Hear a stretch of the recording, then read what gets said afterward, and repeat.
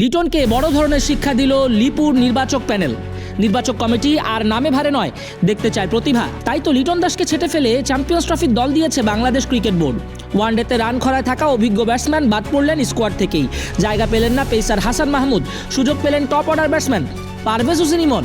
সবশেষ 50 2023 ওয়ানডে বিশ্বকাপে ভারতের বিপক্ষে লিটনের। এরপর পেরিয়ে গেছে প্রায় 15 মাস আর 13 ইনিংস।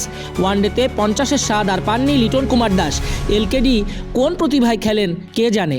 সবশেষ 7 ইনিংসে 6 রানের বেশি করতে পারেননি। তাই তো অফ ফর্মের চড়া মূল্য দিতে হলো লিটন দাসকে।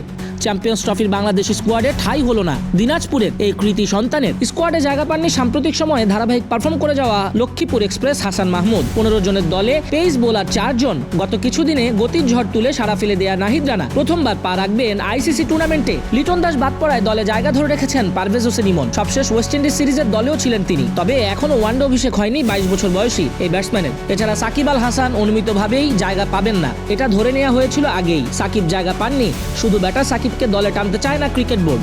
দল ঘোষণার আগের কয়েকদিন আলোচনায় থাকা তামিম ইকবালও চ্যাম্পিয়ন্স ট্রফিকে না বলেছেন, নিজের সম্মান ধরে রেখেছেন। তাই তো সমীকরণ আরো সহজ হয়ে যায়। শুধু ওয়ানডেতেই নয়, সাম্প্রতিক সময়ে কোনো সংস্করণেই আলোচিত লিটন দাস ফর্মে ছিলেন না। বিপিএলে ঢাকা ক্যাপিটালস তাকে নিয়ে ভুগছে, সেই দল থেকেও বাদ পড়েছেন লিটন দাস। পরেই জোরে ওঠেন চ্যাম্পিয়ন্স ট্রফির দল ঘোষণার আগে, কিন্তু কাজে দেয়নি, মন গলেনি। ধারাবাহিক পারফরমার না হয় লিটন দাসকে কাউন্টই করেনি লিপু প্যানেল। 43 বলে 73 রানের ইনিংসটা যে খেললেন লিটন দাস, তা গোনায় ধরেনি কেউই। সব ধরনের ক্রিকেট মিলিয়ে 23 ইনিংস পর সেটি ছিল তার প্রথম 50।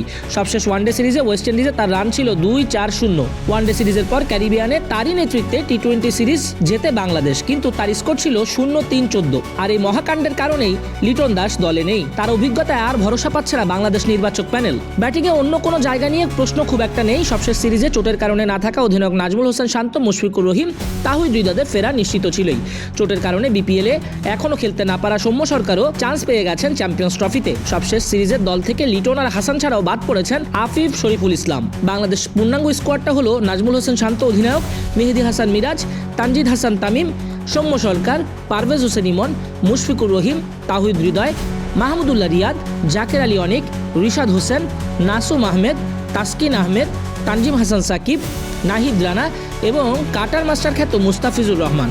এবারে চ্যাম্পিয়ন্স ট্রফি হবে দুবাই এবং পাকিস্তানে। উদ্বোধনী ম্যাচ 19 ফেব্রুয়ারি পাকিস্তান নিউজিল্যান্ডের মধ্যকার ম্যাচ দিয়ে। বাংলাদেশের যাত্রা শুরু হবে 20 তারিখ। প্রথম ম্যাচেই মুখোমুখি হবে হেভিওয়েট টিম ইন্ডিয়ার সঙ্গে। এরপরে 24 ফেব্রুয়ারি বাংলাদেশ নিউজিল্যান্ড, এরপর 27 ফেব্রুয়ারি পাকিস্তান বাংলাদেশ ম্যাচ।